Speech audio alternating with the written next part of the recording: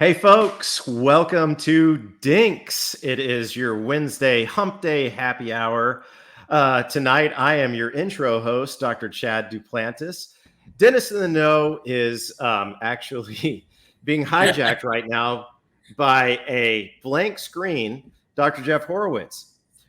I'm going to remove him because I'm not happy with him right now because this is my turn to intro this show. But anyways, we are back. Your backstage pass to trends, politics, and news in dentistry. It's unbiased.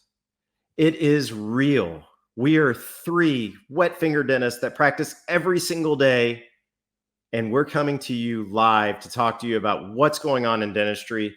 Tonight's show is sponsored by Align Technology. We want to thank them for being an educational partner. It is such a great honor to be partnered with Align Technology, one of the biggest names in dentistry and one of the best names in dentistry. And I'm coming to you tonight with my co-hosts, Dr. Jennifer Bell and Dr. Jeff Horowitz. Jeff Horowitz How do I look? He looks like a fax machine. Yeah. Was that a little bit better of an intro? Much. You butchered it. Hey, listen, dude, I don't have the script, but You got the 50-50 vote. I was pretty proud of myself because at least I got to do what I do best. What is that? Obviously not the intro. You know what? This translates so well to podcasts, though.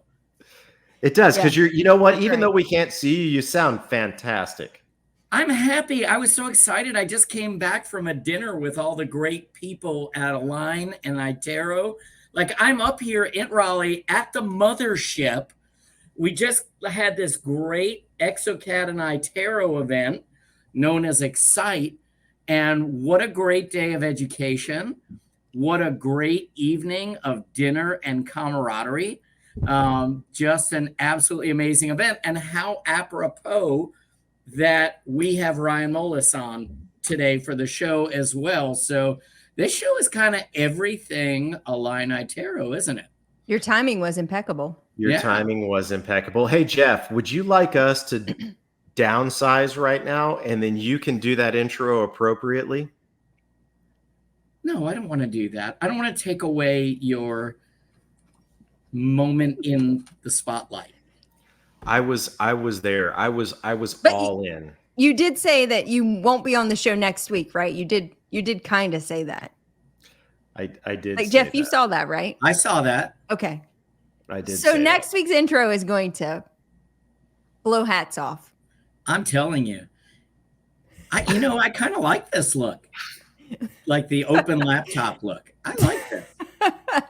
It's so odd. Anyway, all right, team. I was thinking about something today, and Let's Jeff, declare. you inspired me. So, as educators and lecturers and whatever, it's difficult at times. And also, I think as you've been in practice for a while, you probably also hit this pinnacle.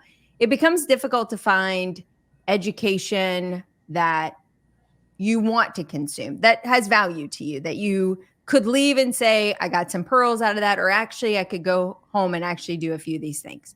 So here you are, a lecturer educator, and you're doing continuing education. You've done it actually for the last 8 days. I'm not sure what your bank account looks like, but I'm really proud of you for getting all these CEs. But how does one, as they get further into their career, find the things that have value to them? How do they find the CE that they can walk away from and say, yep, that was really valuable to me? Because there's a lot of competition out there. So do you have any pearls of wisdom of how you source your CE and look for education? For me, it's content. What do I want to learn? What do I want to be better at? And unfortunately, that's like everything all the time. Mm-hmm. So I have to narrow that down. And so I'm going to speak to people who have been with some of these speakers. In this case, it's interesting because we already know, exocad, we know that this is pretty much the premier design software in, for our purposes right now. We already use, many of us do, Itero, they've been an educational partner with us. We know the quality of the product already. And I know that in trying to tie these things together, that a company like Align iTero is not going to bring in, the C team for this. So there was no way that was going to happen. And, it's just one of those things. I don't ever want to feel like I'm falling behind the curve. Mm-hmm. And it's really easy to do in dentistry. And even if you're on the podium and you're lecturing all the time, like the three of us do, it's still easy to see that new person who's really passionate about something that is just doing stuff that blows you away. And you just think, how do I get better at that? How do I become a little more like that? We can't be great at everything, but I also don't want to ever feel like I've been left in the dust. And honestly, it invigorates me. I leave stuff like this and I'm like way more stoked about dentistry just from having been here today. Yeah, I would say for me, that's been a critical piece for me staying engaged in dentistry. And even now, the combination of teaching, but also attending courses. And I find myself seeking out now our friends who come on the show and hang out with us and wanting to know what they know, like wanting to dig that little bit deeper so I can have a more complex understanding. But it's the camaraderie, the education, and the fellowship that comes with those courses that you find do invigorate you. Even if you apply nothing, which you hope you can find some pearl, but even if you apply nothing, most of them have some value for managing your own burnout. Or even if you just meet the guy that you're sitting next to and he's like, man, I really suck as a dentist. You're like, yeah, I really suck too. And you can just commiserate and sucking together, like there's some value in that too. So there's a lot of good things that happen when we can be in person learning together. Yeah. Well, it's about relationships that you form. We always joke and this was your saying that we're kind of the CE after the CE as we sit at the bar and kind of hash out, all the concepts that were talked about. Mm-hmm. And, throughout the course today, it was very informal, but yet so informative that we all had the opportunity to actually sit and talk with each other at the breaks. They had a beautiful dinner tonight where, we could kind of talk about some of the concepts. And honestly, I've made some incredible new friends and contacts in the industry. And if that doesn't pump you up about what we're doing, I don't know what does. Chad, how do you feel? Well, I kind of have a new take on this, and it's maybe a little bit different, but I agree with everything that Jeff said first off. But my new take is it kind of came from last weekend.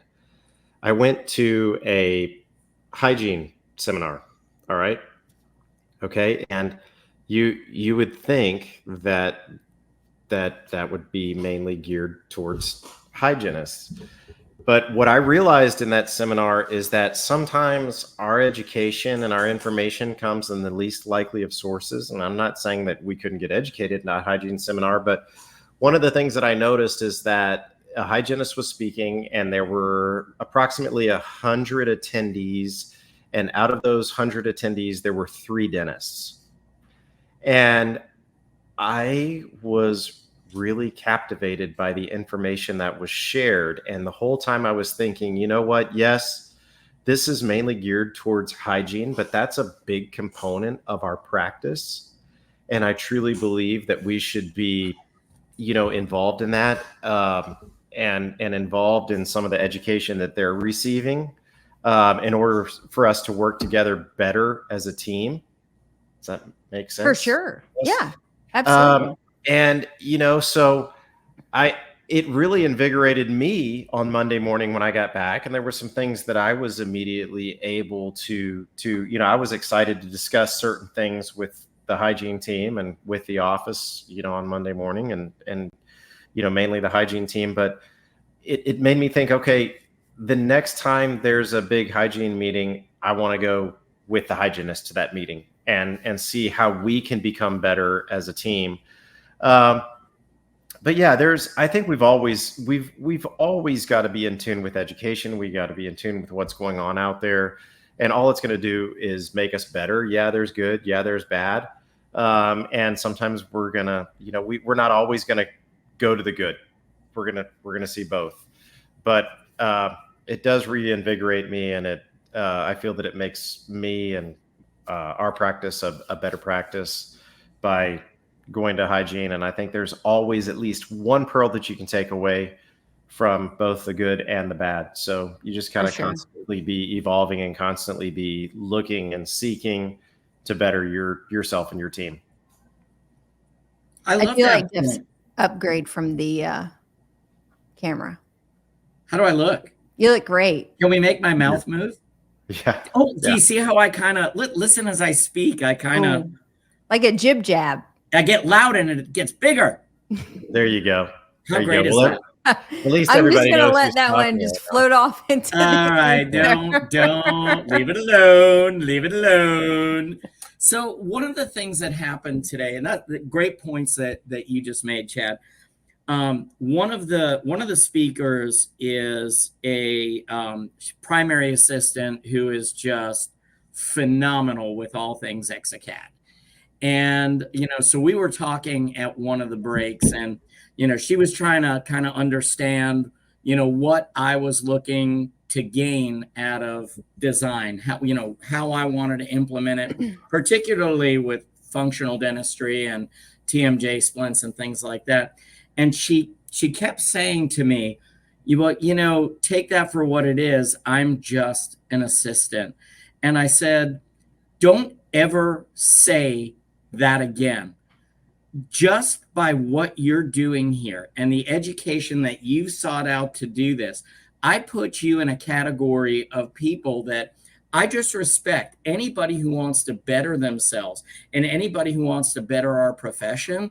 I don't care what you are. I don't care if you're the person that sweeps the floors in my dental office. If you make patient care better and help another dentist get better at that as well, or help other clinicians get better at that, I'm like, don't ever say that again to anybody. And but what was really neat about today is that so there were assistants, lab technicians, dentists, hygienists, and then of course a lot of the team from iTero and a lot of the team from several labs, and it was just that kind of conversation doesn't happen very often, and so it just makes for a much better experience to see everyone else's perspective. I would completely agree. And I just want to say, as a presenter, that a lot of times the best questions that we get are from the just an assistant, or the just a hygienist, or the just a front office person. We get some of the best questions out there. So I don't ever like to see people downplay themselves in the profession. Well, boys, are you ready? I want news. Always. I've been bragging about your news segment all day today. Guys, I butchered it. I said the wrong state. What's that? Ooh. Yeah, I did. I'm getting hammered in the comments. Fine. Well, just hey, let's go ahead and air it out there. What's the correct state? Wisconsin. There you go. The correct state is Wisconsin. Thank you. All right, let's get to it. Take it away. Okay, so I have some really interesting news for this week. This one actually applies to all businesses in the United States, particularly small businesses. If you were transacting Visa and MasterCard processing between the dates of January 2004 and January of 2019, you may be eligible to participate in a class action lawsuit that is now currently worth $5.54 billion. If you haven't researched this class action lawsuit or talked to your bank, some banks are endorsing certain companies or law firms to help you file the paperwork. The deadline is August 30th of 2024, although I will say many of these firms are asking for the deadlines to be much earlier than that so they have time to get all the paperwork together. The issue in this particular class action lawsuit was that Visa and MasterCard have settled claiming that there was some co-conspiratory activities that were going on where they were both charging excessive merchant services fees, sort of doubling up on one another. And if one agreed to do it, then the other would, so it wouldn't look as nefarious. They've opted for settlement on this class action lawsuit. And so if you were a small business that was running merchant services through those particular dates, January of 2004 through January of 2019, you are likely eligible for some type of compensation back on those merchant services fees, which I don't know about you, that certainly could add up quite fast in our practice. So that's our huge PSA for the evening, to make sure you have an action item for when you get off of this podcast tonight. Another state news, and we will get the state right. The state of Florida, and particularly the governor, Ron DeSantis, signed many bills into law just recently, but one notable law that affects dentists in particular in the state is that he signed a law specific to requiring coverage for prior approved dental services. So if you send a pre-auth in to be able to perform a service on a patient, and the insurance provides a thumbs up, they can't then go back and say, oh, we've done more research and ultimately the patient wasn't eligible for the dental benefit. That will no longer fly in Florida. In addition, they will not, they're going to have some tighter legislation around required credit card payments. As you may be familiar, many insurance companies will require payment back to the practitioner through a credit card, but they also have a fee attached, another 3 to 5% to process that payment. The Florida legislation is now coming out against that to say that will no longer be happening in the state of Florida as well. So 2 big wins for our friends down south in the state of Florida. A couple other state local news. Colorado and Minnesota both joined the Hygiene and Dental Compact this week, making that a total of 10 states that have now joined. Remember, this is the compact that will open up portability for licensure for all individuals in those states. Once they had the tipping point of 7, I believe, they then would form their own coalition. They'd create their own rules, their own governing body, et cetera, that would do all the work to figure out how this portability would work. Don't worry for the folks graduating from Marquette in Wisconsin. They already have their license for Wisconsin, but if they want to go to another state, they have to hope that they can participate in the Portability Act. There was a lot of discussion actually on the Instagram feed of that story about how that really only applies to Wisconsin. But with this compact looming and many states signing on, if states like Wisconsin allow for licensure by graduation from a program, then if they're part of the compact, that will open up the portability, and no longer will regional or, the state localized examinations be required for portability of that licensure. So kind of an interesting development of 2 different stories commingling together. We'll see how all of this transpires. And with that, that's the news. That was fast and furious. I'm at it tonight. I'm diving in. You are ready to go. You know what's I funny? want to get our guest on. Want to hear what's I funny? do too. Yeah. I raced to get back into my chair. I was standing up doing something during the news. I'm like, oh my God, I got to sit down. Get in front of the camera. Yeah, right. I did. I like. There's literally no camera. I have no just camera. like unpacking clothes. He's sitting there in his boxer shorts. He's got a bourbon. He's just like, yeah, we're good. We're good. Yeah. Go make me a turkey pot pie. Ma, all right. The meatloaf.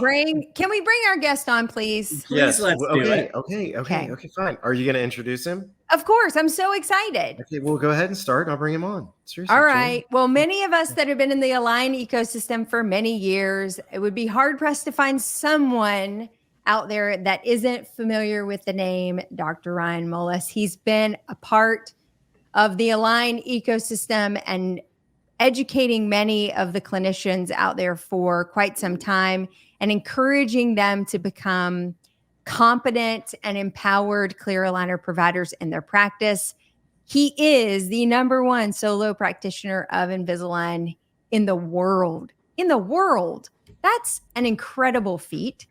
And not to be underestimated by the fact that he also has 7,000 lifetime cases to date over his 23-year career.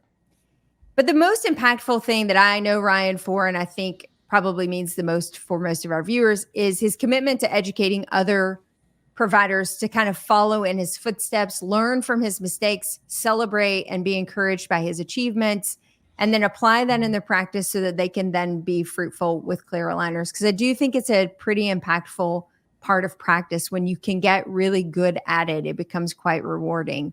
So I am honored. I'm excited to have Ryan with us tonight. I can't wait to dive deep into the world of clear aligner therapy. So Ryan, thanks so much for joining. Thanks for having me. One of the things I like what you said is I love to teach from my mistakes, and that is right on the money. That is the way I love to teach. I don't want to just show before, after, let me do a little pat on the back. That's not the way I roll. It took me hundreds of cases to figure out certain things. Yep. For example, like an upper lateral. Oh, upper laterals don't track. Well, wait a second. Here's why. So my message is, don't make the same mistakes that I had to make. I mean, with Invisalign, I think we're giving patients as good of a clinical outcome as conventional metal braces. And my thing is, let me show you how. Let me make you the hero of your Invisalign journey.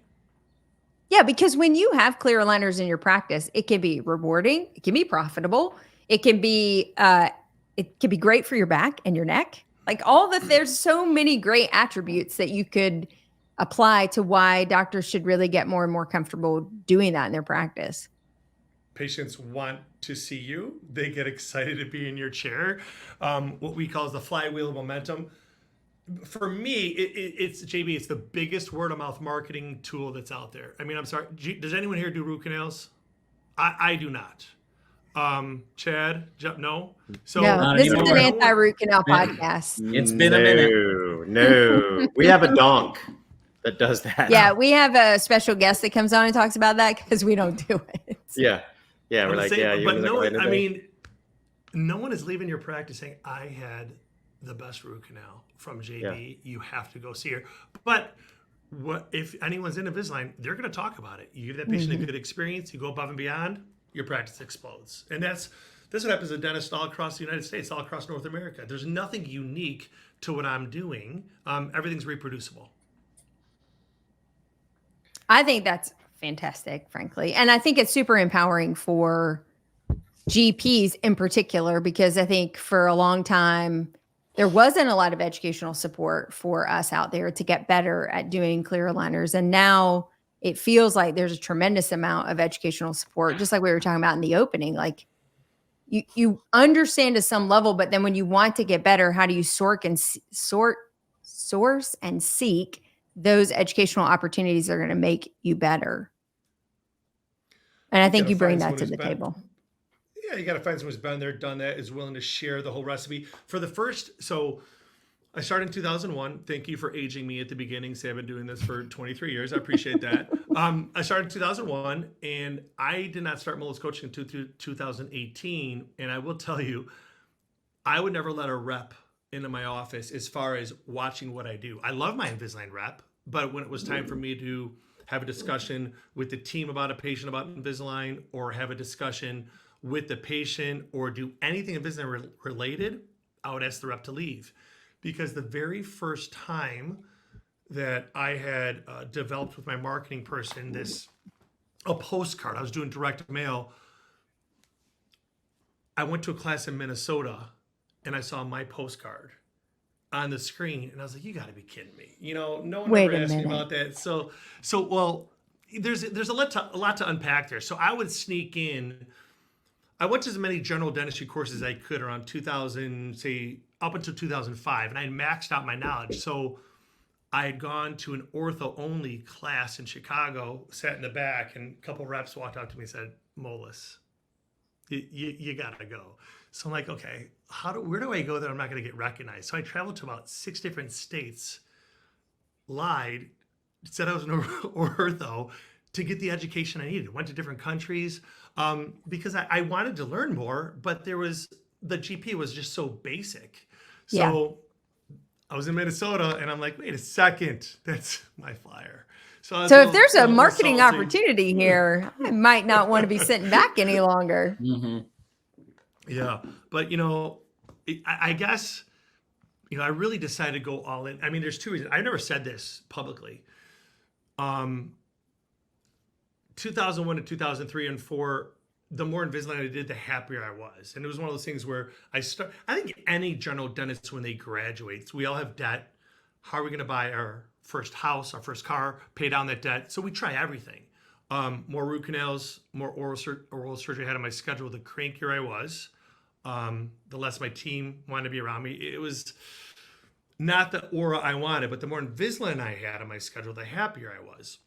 Well, here's where I'm going. Around 2004, I started really diving in and started doing a lot of cases, started a little bit of advertising. One of our family friends, and I mean close family friend, went to all of the kids' birthday parties. We grew up together. He's an orthodontist, very close with my dad. We're at a baseball game together, and he came up to me and he said, I just want to let you know, I think what you're doing for dentistry is disgusting. And my wife was there, and he tore into me, and he said, for you to be doing this much Invisalign on patients is ruining the profession. As of now, you're not welcome into my house anymore. I mean, I came home, I was torn. My wife looked at me and she's like, I'm so sorry. And we had a discussion over the next 24 hours. And there's two ways I could have gone. I said, I could obviously thought about maybe pulling back a little bit, but in the end, I'm like, well, my patients are benefiting. Malocclusions were making better. We're not watching minor crowding getting worse. We're not watching abfractions and not just infilling them, not just treating the cause. So I said, I called my marketing person about 48 hours later, and I said, triple it in his area. And so that's when I just exploded. JB, I had to do something. I love I'm either gonna lay back, or I'm like, so forget it. So you want to draw a line in the sand? Let's do this. So that year I became the top provider in the state. Thanks to that little push from him. Absolutely. And I love that because sometimes I think when someone's that pissed off about something you're doing, you're onto something. Like you've touched a nerve he couldn't even really verbalize or understand at the time, but he knew it was making him uncomfortable. And I think your response of sort of digging in and saying, then that probably means I'm doing something right. I love that response. And I think as humans, we can learn a lot from that, because many times you're right. We would call back. We don't want to upset anybody. We're dentists. We generally care about what people think about it. Yeah. But my thought was, I went through 4 years of dental school. For me, dental school sucked. It was not fun. I'm like, you know what? I'm here to support my family. I'm here to build the practice that I want. And I'm like, these patients, seeing more of these patients just makes me happy. Forget it. I'm going to triple down. No, you're not going to tell me how to run my practice just because now you're getting less referrals. That's not my problem. That's right.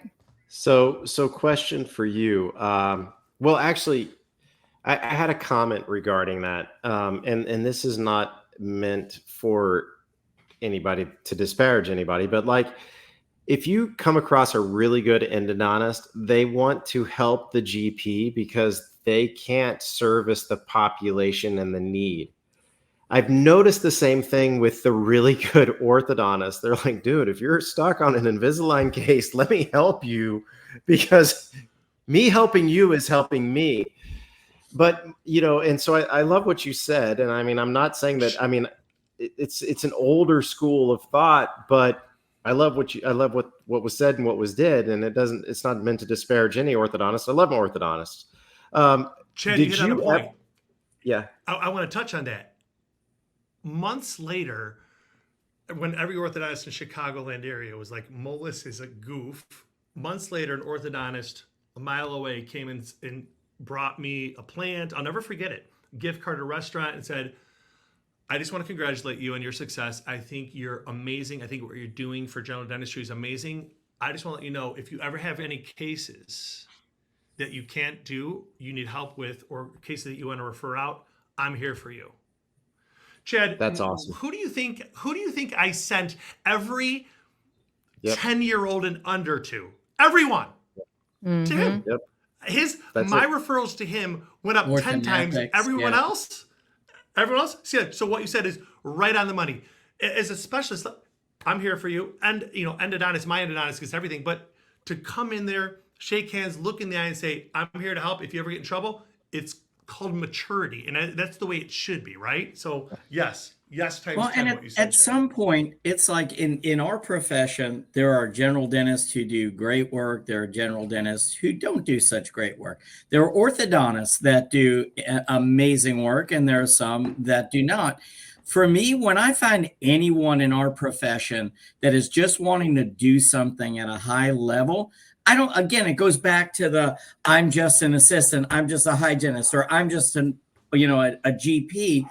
Obviously, if someone is putting that kind of time into their education and putting out a great product and really helping the public, then how does that hurt our profession in any way? We should be embracing those people because, quite frankly, there just aren't that many of us. Yeah, it's just a maturity thing, right? And that's the way it goes. If you look at every specialty, I'll say it again, the really good ones and the ones that get it will embrace it because we're helping them by taking on some of these cases. And it's all a matter of all of us knowing our own limitations. And every single one of us on the screen, our limitations are very different. My limitations with Invisalign are very different than Ryan's and Jennifer's and Jeff's.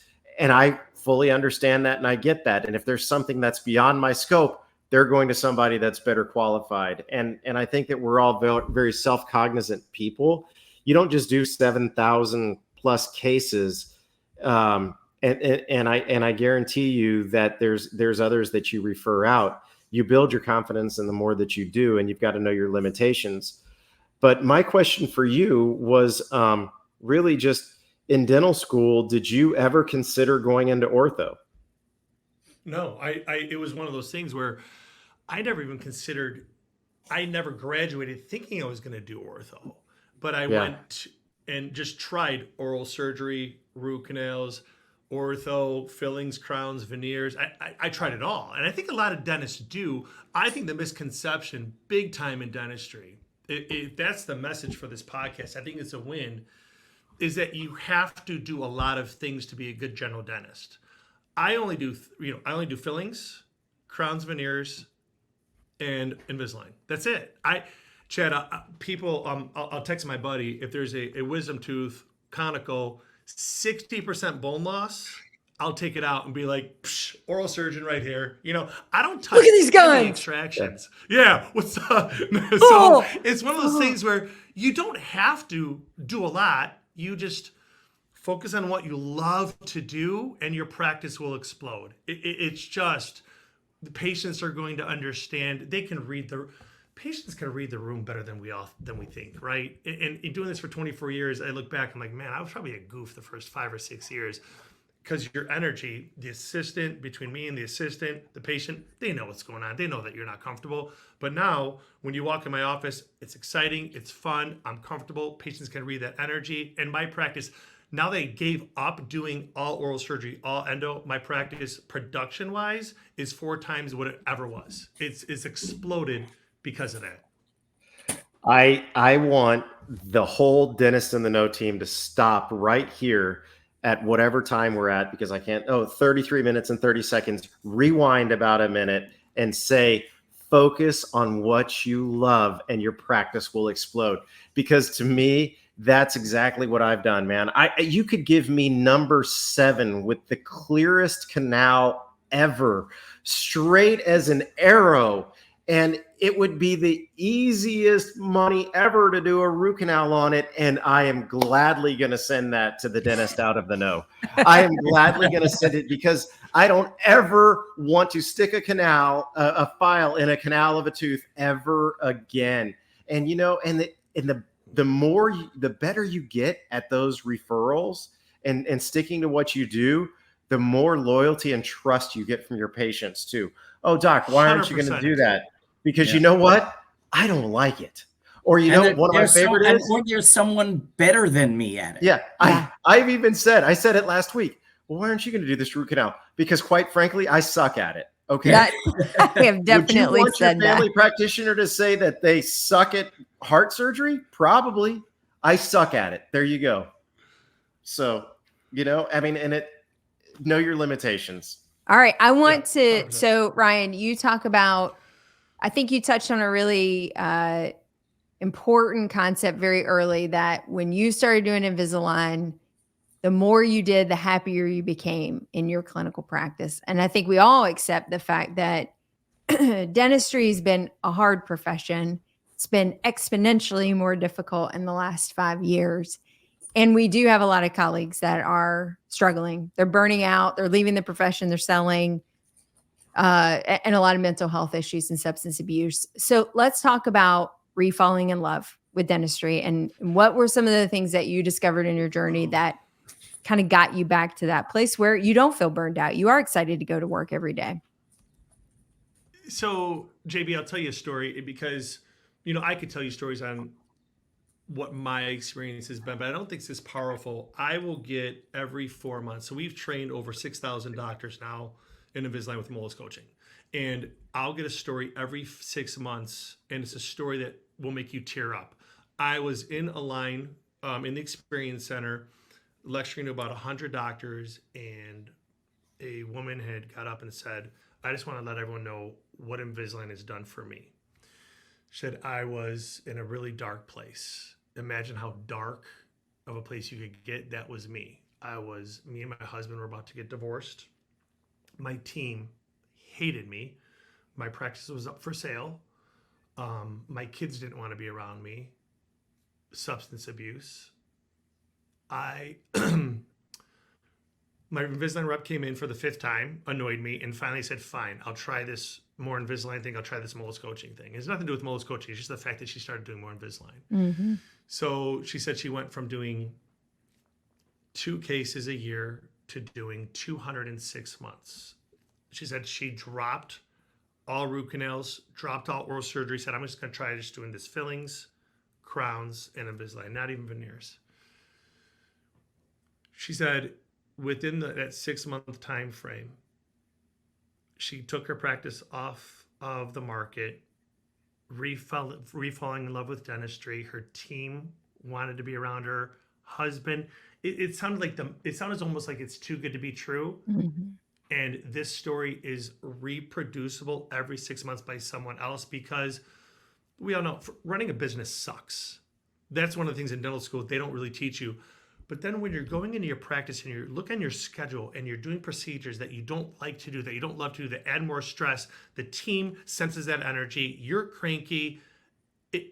By simplifying what you're doing in your practice, it does make you fall in love with it. If everyone sat back and said, all right, let me envision, what does my perfect practice look like? So what is a perfect day of dentistry? When I walk in that operatory to flick on the lights and I look on that day's schedule, what are the patients on there that would just get me jacked? That's what you should do. What are the procedures that are going to stress me out? Don't do them. Don't do them.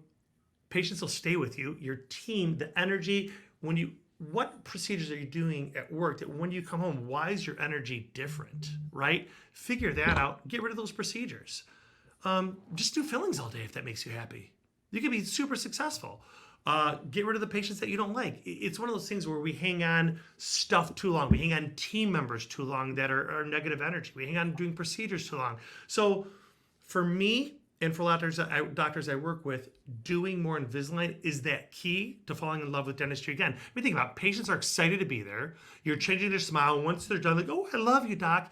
It's easy. It's not backbreaking. When you understand how to do clear aligner therapy and take on lots of different cases and not get a posterior open bite, and you think, oh my gosh, I'm actually pretty good at this. When you figure it out, it becomes the easiest procedure you could do. And for me, and I heard Chad or Jeff, you especially saying with your assistant, what they were saying at the beginning of the show, where like, I'm just an assistant. My doctor time from initial consult to retainer delivery is less than about 15 minutes. My team does everything for me. Well, how do you think that makes my team members feel? When my assistant's job used to be they suction spit. Now my assistant's job is they're the leader, they're the educator, they're empowered to do everything Invisalign-wise. When a patient walks by me and says, Dr. Molis, how are you? How are the kids? And they look at my assistant like, I have a question about Invisalign really quick. And I'm like, this is beautiful. I I kind of do Invisalign too. I mean, you could ask me. Like, no, doc, you're good. So, Kristen, the whole dynamic in your office changes. When you give people more responsibility. I'm a big believer that people go to work and they want to feel part of something big. They don't want to go to work and just suction, just clean teeth. They want to educate. They want to feel when they go home like they're making a difference. And 100%, Jeff. And for me, JB, Invisalign really was the solution to a lot of those running a business sucks issues. Hey, Ryan, let me ask you about this, because anytime that we want to grow, we sometimes have to take a leap of faith. So, there's many people who say, okay, right now I'm comfortable because my schedule is full. And then they say, well, I can't really get into X because my schedule is so full, I don't have the time. You have to clear some of that schedule.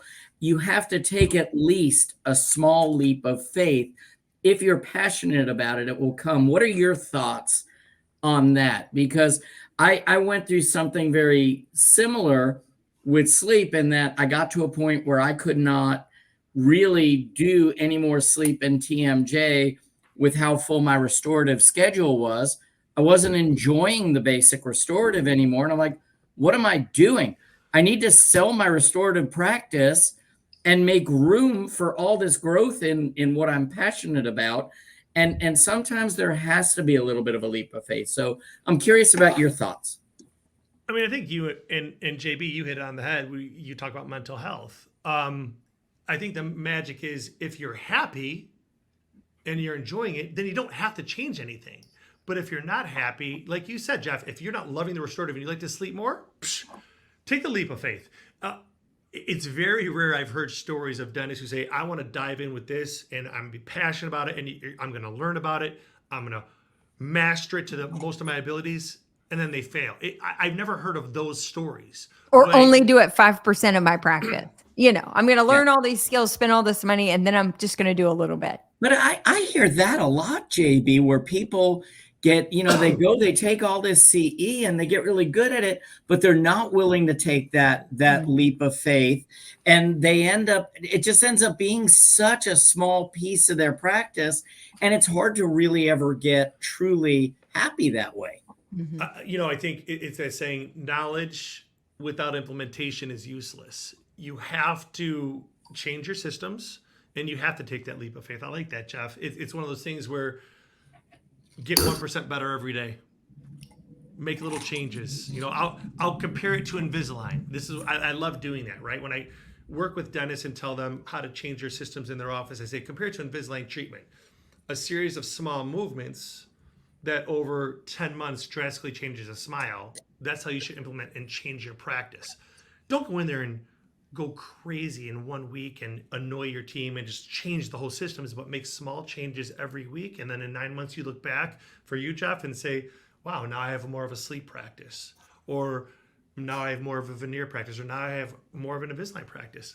But you have to make those changes every single week, or else you're right. You'll take the CE, you'll do nothing with it. Waste.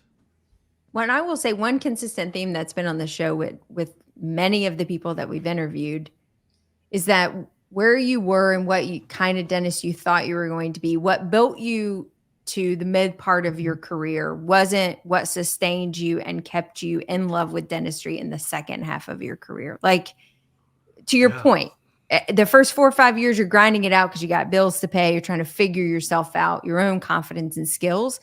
But if you think that what you believed yourself to be at day one of post-grad dental school, and you don't have that evolutionary process that happens, I do think you end up very unhappy in the end, because there is this natural process that is very healthy about defining who you are, redefining what you're good at, what you enjoy, and then kind of leaning into that. And as Jeff said, take that leap of faith.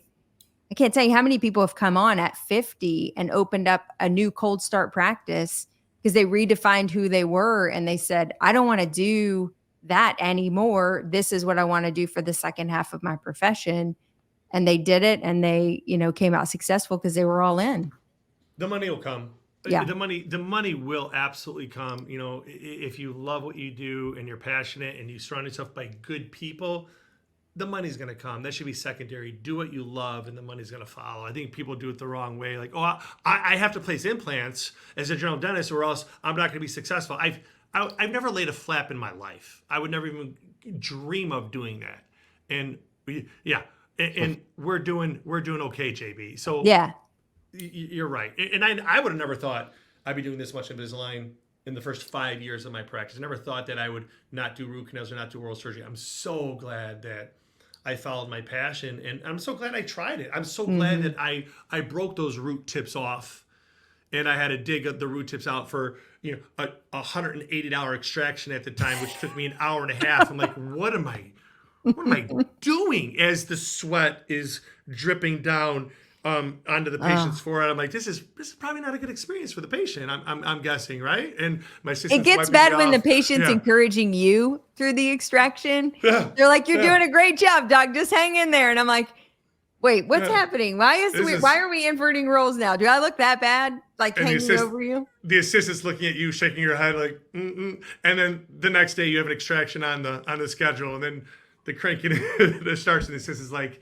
why don't you assist Dr. Molis on this one? Telling the other assistant, I'm like, wait, why don't you want to assist me? What's going on here? When your patients start perusing the CE offerings locally in other disciplines, you know it's time for a change. Yeah. Hey, doc, there's a great endo course. Yeah. Now we do endo. So don't worry about it. I'm filling your root canal with files. That's normal. Trust me. Metal is as good as gutta percha. Promise you. Be careful. Be careful going through the airport. You're gonna go off a little bit, but that's supposed to. What I've taken so far from the night is that if I'm gonna follow my passion, by God, I'm gonna do a root canal tomorrow. I'm just gonna go in and I'm just gonna do it. That is like the opposite of the moral. I know. I'm teasing. Opposite of what you I kid. Hey, I'm going to timestamp that one actually as a PSA to all patients in the Keller, Texas area to make sure that if you agree to do a root canal, they should decline. So I'm actually gonna start a law firm. If you were treated endodontically by Dr. Chad Duplantis. Mesothelioma or a root canal by Chad Duplantis. Please contact me. All kidding aside, let's take a dive into, the foundation of this program is education. We've all talked about education. We've all talked about educating ourselves. Where does Molis Coaching come in? How do we know we need it, and where do we start, and where does it take us? I mean, what's going on over there, man? So I am a little type A. I don't have a large attention span. So what we decided to do we're going to get along just fine. Yeah, I don't know anyone like that. They're called microlearns. So they're video lessons. It's on demand. We have 4 modules. So we talk about practice, getting the team involved, marketing, ClinChecks, and clinical. So it's essentially what we have now is a full ortho residency. So the way that we started off is I picture that every dentist has had about a week training of ortho in dental school, and you kind of know class 1, class 2, class 3. You might be nervous if I ask you on the spot what the difference is. All the way to let's talk about extraction cases, precision cuts, elastics, how to not get a posterior open bite, how to take on posterior cross bite. So we take every realm of malocclusions, Chad, and it's wherever you want to go. Let's at least talk about minor crowding to moderate. And we just want to get doctors comfortable with the product. We have a Facebook community that I will say is the most supportive community out there. About 3,000 to 4,000 active doctors, where if anyone has a question in real time, you'll get answers from 10 to 20 people. Super positive, no drama. We get about 65 questions a day. People, if they need help with ClinChecks, can post ClinChecks there. We have a ClinCheck support group. We have study clubs. We do lives now. We do masterminds. We are in 23 countries. Obviously, the mainstay is North America. And we grow. And, we are a strategic partner with Align Technology, and statistically, their data, not ours. We grow doctors more than any peer aligner education company in the world. And I think some of that reason is the way that we do this is to try to make the dentist the hero, like I said earlier, of their journey. No one cares if Ryan has done 7,000 cases. What they care is, let me show you the recipe, how to do X, learn from my mistakes. I'm a big fan of teaching from my mistakes, like I said earlier on. And we empower these dentists to be able to use the product. And for me, I think as we're getting and diving deep into what a general dentistry practice looks like, I think to even, I'll rewind and I'll tell you why my mindset is there. So I don't advertise for general dentistry anymore. So I'm producing around $4.5 million a year out of a 4-op practice. And all of my new patients are coming from Invisalign. So they come to me for Invisalign first, and then they stay for general dentistry. So about 85 to 90% of my patients that come to me for just Invisalign stay for general dentistry.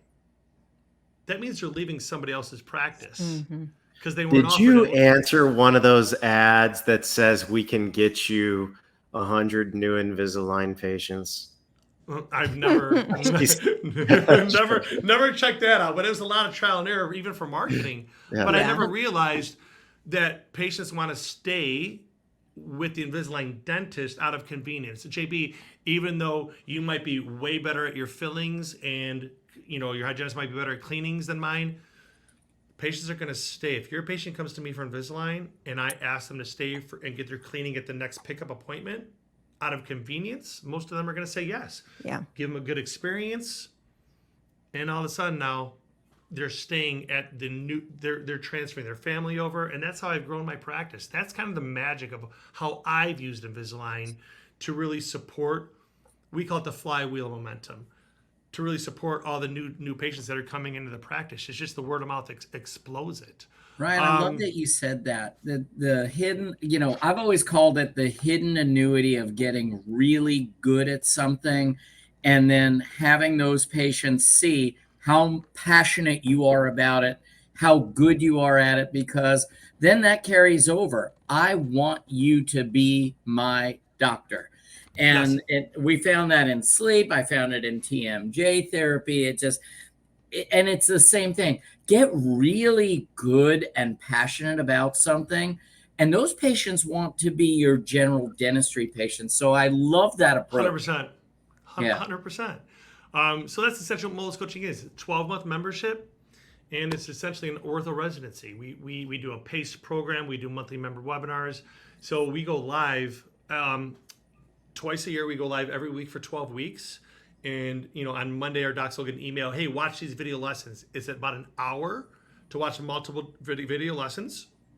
And then on Friday, we'll go live with myself, Matt Hicks, JB, who and another one of our faculty members. And we discuss the pro tips, practice pointers, key takeaways of that week's video lessons. And in 12 weeks, they've essentially completed an entire ortho residency. Now, it's intense. There's a lot of things where if you just watch us live and you don't do your homework, you might be slightly overwhelmed. But again, you can take this as far as you want to take it. And if you want to start not referring anyone out, we can get you there. It just depends how much you want to do. Well, and don't you think the mentorship piece of that, like the Facebook support, like all the groups and the support of all the things we've talked about tonight, of doing something different, taking leaps of faith and stuff. And Jeff and I'll say that from Kois. I mean, without the mentorship and the support and the camaraderie of the other people that you're doing that program with, I don't think many of us would be very successful at implementing that fire hose of information we're receiving. And I'm sure you see the same. And even on Facebook, JB, when someone will post, I did my first diastema case, I just follow the recipe, look at the results. And so if I was newer and I saw that, I would say, well, if all they did was follow the recipe and they could do it, then I could do it. And it's every day someone's making a post just affirming, yes, I can do this. Yes, you can do this. And we have 25 faculty members right now who are just the most supportive individuals. And they're there every day helping these doctors who are posting these ClinChecks and these questions. Let me walk you through this, right? Back to those microlearns. In every video lesson, it's 3 to 4 takeaways. So the last thing you want to do is, think about it. We've all been to conferences where you go for 5 or 6 hours and you're like, oh, I got 1 or 2 takeaways. I think it was worth it. I was like, let's just get rid of all fluff. Let's just make it an intense 5 to 10 minutes and listen to it on your car when you're driving to work. And that's how we did it. So we reverse engineered my practice. We had an educational expert come in and say, well, what am I doing that works? And what is the secret behind doing 550 cases a year? And how do we make this public? And how do we let other dentists have this recipe? And it took us about 15 months to build it. And now we went from an idea to having a team of, I think, 10 full-time. We have a CMO, a COO. We have people who are helping us run our businesses that are way smarter than me. It's one of those things where surround yourself with people smarter than you. And I've done that, and it worked out beautifully. Worked pretty well for Chad and I so far. I agree. Yeah. JB's like, yes, I agree. 100%. Let's talk quickly about what scanning means for you, because we do recognize, I think, that a lot of those conversations come from that initial scan where you're having that conversation. You know, many GPs and restorative docs get into scanning because we don't want to take PVS anymore. But for me, unlocking that potential of co-diagnosing with patients and seeing those issues, do you see that as the tipping point for you for, you know, case conversions and that type of thing, for having patients participate in that process? So I'm blessed because it's funny, JB, I don't ever discuss the scan, but my hygienist does for every single patient. Perfect. And that's when you know things are working, is when you walk in. One of those things where, and I think her name's Rochelle. And when I talk about Rochelle, I say everybody can have a Rochelle. It doesn't happen overnight. It might not even happen in a year. But the doctor has to start and lead by example and show your hygienist how you want. I walk in the room, JB, and this is how it works. All right, Dr. Molis, so I cleaned Jane's teeth, and then I showed Jane on the scanner a couple fractures. I set her up for the crown. The front desk already checked. She has insurance coverage. She has questions about possibly doing Invisalign. I already explained the Invisalign to her. There is ortho coverage for the Invisalign. I think we should do the crown first and maybe the Invisalign after. Some doctors like, I don't want my hygienist. Me, I want to walk in that room and within 45 seconds be like, this is awesome. High five. Thanks. Is there anything, Jane, do you have any questions? When the hygienist is recommending it, there is an inherent trust with the patient and the hygienist. And when the doctor walks in, is like, well, here's what you need. You know what the patients are thinking. All right, he needs a new boat. He wants a vacation house. It should never come, I don't think. Yeah. It shouldn't always have to come from the doctor first. So I think the scanner really is a tool that empowers the team members. I'm a visual person. I think people are visual. Here's what's going on. Let me show you. And I think it's magic. So I think even if someone says, I want to do one Invisalign case a month, fine. I still think you should get a scanner. Welcome to 2015-ish, if you're still doing PVS. And, I'm a goofball because I was one of those, I got my scanner. I didn't scan for crown preps for like 2 years. And I was still doing PVS. I know. JB, you could judge. You could judge me when we're off of this. And all of a sudden, I'm like, how is it going to be? I was just used to my ways, right? Yeah. And all of a sudden, you scan. I'm like, is it really 4 seconds? Is it really? And I'm like, I am a complete moron. I should have been doing this. It is and no bubbles, Oh my gosh. Right. Oh my gosh. It is so much easier. 100. It is life changing. I mean, I think what's the analogy, right? I think people are going to look back and be like, oh, I used to dip X-rays, now digital. No one's dipping I don't think anyone's dipping X-rays anymore. I think PVS is going to be obsolete. And for the arterial scanner, I mean, to me, it's hands down the best. I love it. I always have two.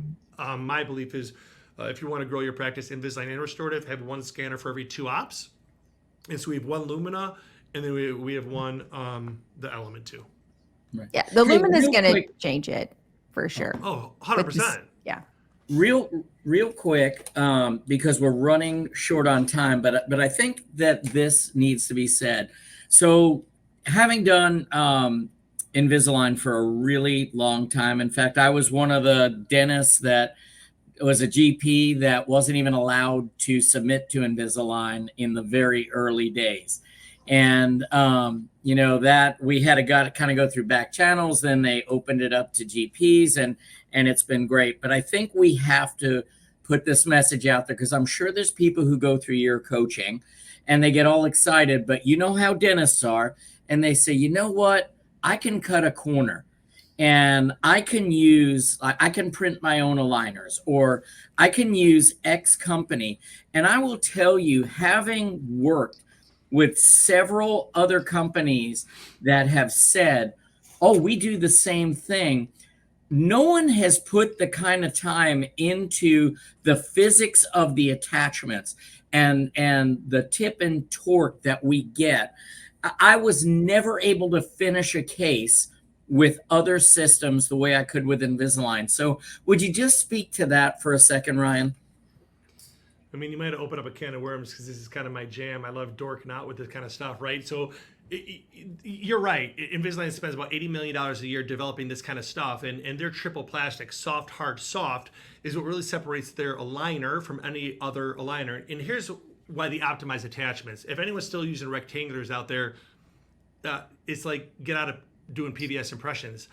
What the optimized attachment does is it actually forces the tooth into the plastic, and you're having the plastic wrap around the tooth, and the whole plastic and attachments moving the tooth. With a conventional, that rectangular acts as a handlebar. So just the attachment is moving that tooth, not all the plastic. So with the Smart Track plastic, you have a force being applied and you have relief areas. So it stretches, snaps, and it actually helps the teeth track better. But for me, with G8, Generation 8, the optimized expansion support attachment, getting true posterior translation, Jeff, that to me was the game changer. No other clear aligner company can do that. So you're actually getting true posterior translation, true expansion. If anyone looks at my Instagram page, all my before and afters, I'll show it off. It's all expanding cases. Airway friendly. I believe in moving first molars. And you can. The last thing you would ever want to do is... You just said that to woo me. Well, you know what? The last thing, Jeff, I would ever want to tell someone is, oh, I could give you as good of a clinical outcome as braces, but not really mean it, right? Right. And so now, if you're not moving first molars, then why are you even doing ortho? Right. Because we know there's 3 ways to alleviate crowding, right? Expansion, proclination, or IPR. You're just doing more IPR or more proclination, but Align is the only company that can get you that true translation. They're the only company with bite ramps to prevent a posterior open bite. So I don't get posterior open bites. And there's one of the best stories. If I have another 45 seconds, I'll tell you. Yeah. I'm sitting there at one of these events, and one of the doctors said, I'm newer to Invisalign, but I want to tell everyone a story. He told me at lunch. I said, stop. You got to tell this in front of everyone. I'm using a competitor. No, he said, when I bought my practice, the owner was using a competitor. Owner left. I had to finish 25 cases with this competitor. In the meantime, I got Invisalign certified. I started doing Invisalign. I have now started and completed 15 Invisalign cases, and I can't get the other ones to finish. So you have the same doctor with the same knowledge and understanding of attachments and anchorage, and he's starting and finishing 15 Invisalign, and he can't get the other ones to track, can't get the other ones to finish. To me, that's a beautiful story because same knowledge of everything orthodontic-wise. Invisalign is such a differentiator in the game, and I don't think any other company is going to catch up for a long, long time. They just hold too many patents, and they're just pouring so much money in, getting themselves such space between them and the next competitor. Well, I'm sorry to run us over, but to me, that had to be said. I mean, anybody who's experienced trying to finish these cases will 100% agree, yet there's so many companies out there that are, trying to sell, oh, we don't put those ugly attachments on. And yet, but you're also not able to finish the cases as well. So correct. Yeah. Correct. All right, Chad. I ran us over. I'm sorry. That was had to be said. perfect. Yeah. Oh, Jeff, it's okay. It's okay. Close this You're out. just a speaker box that we can't control. Jeff, we could see it in your eyes that you were passionate about it, and just your facial expressions really. Look how big my circle gets. Yeah. So I guess we should probably close because we are over. But first off, I want to thank Ryan for being here, Dr. Molis. What an incredible experience. If there's one thing that transcends when you meet somebody, it's their passion. And I can truly see that with you. And one of the biggest things that I learned about you is that your practice is running in reverse, and it's running in reverse in a good way. You found your passion. You capture your patients through your passion. Your patients see your passion, and then that in turn builds trust and loyalty. And if more of us listen to that, I think that dentistry in the world would be a better place. So I thank you for sharing that story. I learned more about attachments in the last 5 minutes than I have, in forever. So maybe I need some coaching. Another PSA for all those lovely folks out there in Keller, Texas. No, I mean, but really the way that you explained the optimized attachments really was huge. That's big for people. And then another small takeaway from tonight that I want to take away is, and this is the way that my practice is being built, is that not only is your passion the gateway, but the scanner is really a gateway to your practice as well. And, you talked about crown preps, and I'll just, as we close, I'll share this. I used a black and white scanner for, it's dead now, so I can talk however I want about it. I thought it was like the greatest thing ever. It was powder. It was black and white. It was supposedly the most accurate on the market. You know what I'm talking about. I do. It was Invisalign accepted. And the biggest thing that I always heard is that color doesn't improve accuracy. Well, it may not, but it sure as hell improves relevancy. And it becomes relatable to patients when they can see it. It becomes relatable to us and to labs when they can see the margins. The scanner is truly a huge benefit to the practice. And I thank iTero for being on top of the scanning world with their innovation, not just in plastic or moving teeth, but in being able to capture teeth in real time and be able to create real products from those images. It's second to none.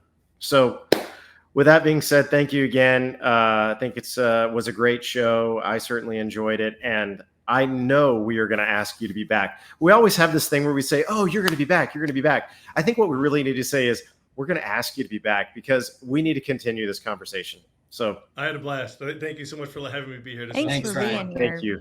Jeff, thanks everybody for being for a watching. speaker box. Same back time. I looked as good as I ever have tonight. You do. You've been smiling the whole time. The whole time, baby. Good night, everybody. Didn't roll my eyes once. And I don't even see your big readers. And I have bigger ones today. Okay, let's go. Good night, everybody. Good night. Good night. Good night, John Boy.